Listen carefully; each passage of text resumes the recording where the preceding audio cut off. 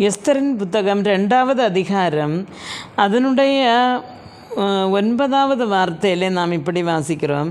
அந்த பெண் அவன் பார்வைக்கு நன்றாக இருந்ததினால் அவளுக்கு அவன் கண்களில் தயை கிடைத்தது. ஆகையால் அவளுடைய சுத்திகரிப்புக்கு வேண்டியவைகளையும் அவளுக்கு தேவையான மற்றவைகளையும் அவளுக்கு கொடுக்கவும் ராஜா அரண்மையில் இருக்கிற 7 தாதிமார்களை அவளுக்கு நியமிக்கவும் ஜாக்கிரதைப்பட்டு கன்னிமாடத்தில் சிறந்த ஒரு இடத்திலே அவளையும் அவள் தாதிமார்களையும் வைத்தான் என்று காணப்படுகிறது. அருமையான தேவனுடைய பிள்ளைகளை, எஸ்தர் என்று சொல்லப்படுகிறது ஒரு அநாத பிள்ளை. அது எல்லாம் அடிமையாக இந்த இடத்திலே கொண்டு வரப்பட்டவள். ஆனால் இந்த எஸ்தருக்குள்ள ஒரு சுபாவம் என்று சொன்னால் அவள் ஒரு கீழ்ப்படிதல் உள்ள பிள்ளையாக இருந்தாள், அமைதல் உள்ளவளாக இருந்தாள். அப்போது எப்போவும் பொறுமையோடு இருக்கிறவள், அன்புள்ளவள். அப்போது தனக்கு அப்பா அம்மா இல்லாதிருந்தும் தன்னுடைய வளர்த்தி வந்த தன்னுடைய மெர்தோகாயை ரொம்ப நேசித்தாள். அவளுக்கு அவன் சொன்னதெல்லாம் அவள் கீழ்ப்படிஞ்சிருந்தாள்.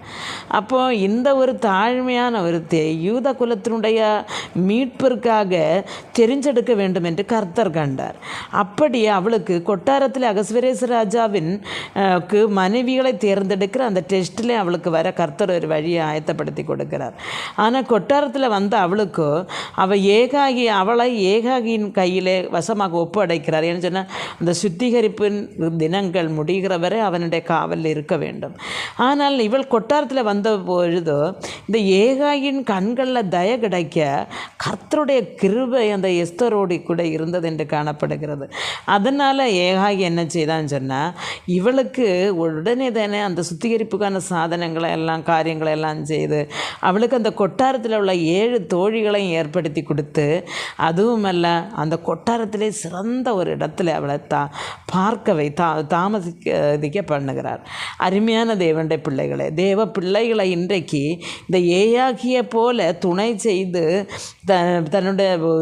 தன்னுடைய ஆண்டவருடைய இயேசுவின் மணவாட்டி சபையை ஒருக்க தான் பரிசுத்தாவியானவருடைய கரங்களில் நம்மை கொடுக்கப்பட்டிருக்கிறது.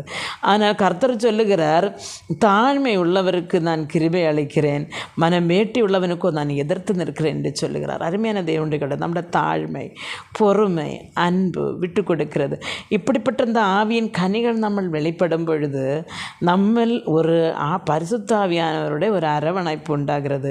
இப்போ தேவனுடைய கிருபையினால, பரிசுத்தாவியினருடைய அரவணைப்பினால் நமக்கு ஒரு நல்ல பிள்ளையாக வாழ முடியும்.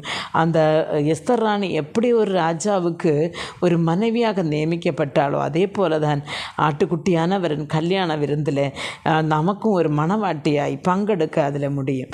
அருமையான தேவனுடைய ஆனதுனால வேதத்தை வாசிக்கவும் கர்த்தருடைய கற்பனைக்கு கீழ்ப்படியவும் அவருக்கு பற்றுதலாய் வாழ்ந்து அவருடைய ராஜ்யத்துக்கு போய் சேரவும் கர்த்தர் நமக்கு ஒவ்வொருவருக்கும் கிருபை அருளுவாராக. ஆமென்.